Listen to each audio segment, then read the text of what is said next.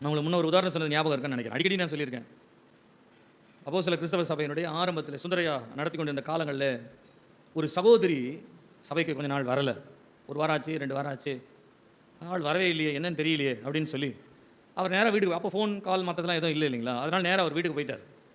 அப்படி வீட்டுக்கு போகும்பொழுது அந்த வீட்டில் கதவை தட்டின உடனே ஒரு சின்ன பையன் வந்தானா.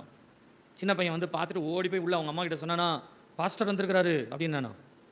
பாஸ்டர் வந்திருக்கிறாருன்னு உடனே அந்த அம்மா, ஐயா உள்ளே வாங்கய்யா அப்படின்ட்டாங்களாம்.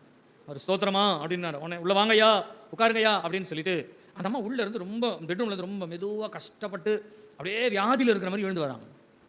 அப்போது சுந்தரையா கேட்டால், என்னம்மா உடம்பு சரியில்லையா, நீங்கள் உடம்பு சரியில்லைன்னா என்கிட்ட சொல்லி நான் வந்திருப்பேனே உங்களுக்கு ஜோம் பண்ணு, என்ன உடம்பு ஏதாவது சரியில்லையான்னு கேட்ட உடனே அவன் சொன்னான், அதான் ஒன்றும் இல்லையா, நான் நல்லா தான் இருக்கேன். நல்லா தான் இருக்கேன்னா நடந்து வரும்போதே இவ்வளோ கஷ்டமாக வரீங்களேம்மா, என்ன விஷயம் அப்படின்னு கேட்டாரான்.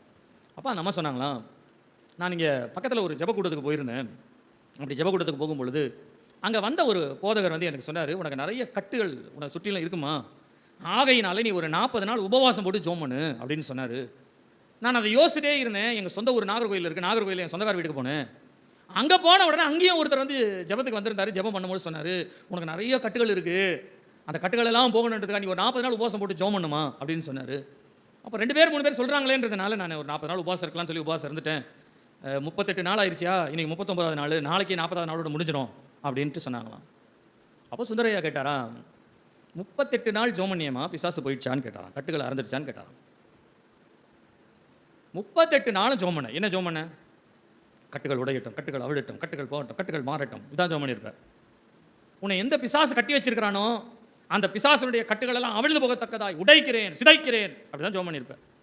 38 நாள் பண்ணியே போயிருச்சா அப்படின்னு கேட்டாராம். நமக்கு என்ன பதில் சொல்கிறதுனே தெரியல. போயிடுச்சுன்னு சொல்கிறதா, போகலைன்னு சொல்கிறதா, ஒன்றுமே புரியலை.